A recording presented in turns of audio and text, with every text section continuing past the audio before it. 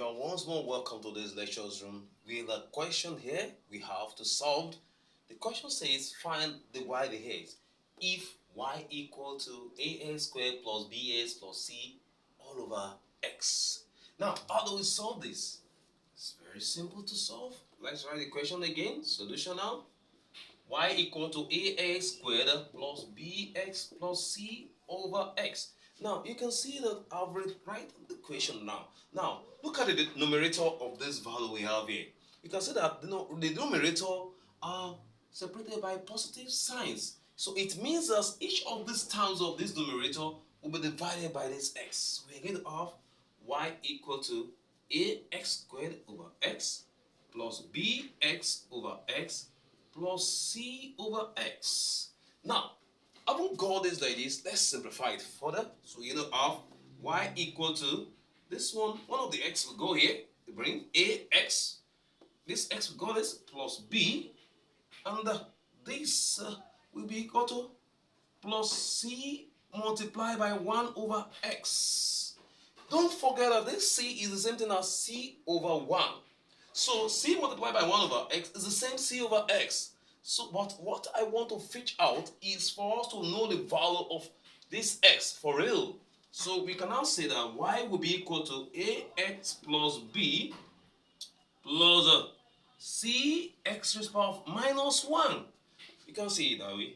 So this is reciprocal of x, and it can as well turn into a negative index value for it. Now, we have been able to simplify our y here.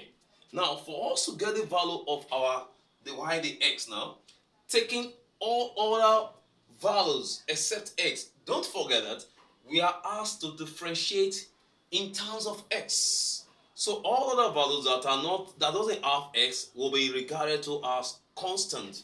So we are going to have the y dx now to be equal to, this one is having x value.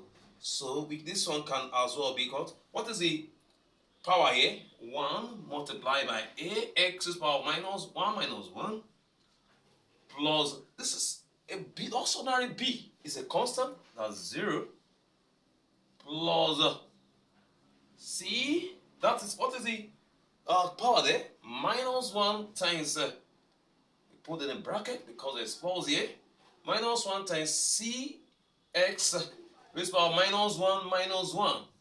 So we are going to have the y dx will be equal to 1 times ax, that's what?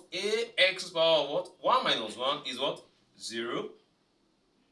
Plus times minus 1 times c, that's c x to the power of minus 1 that's minus 2.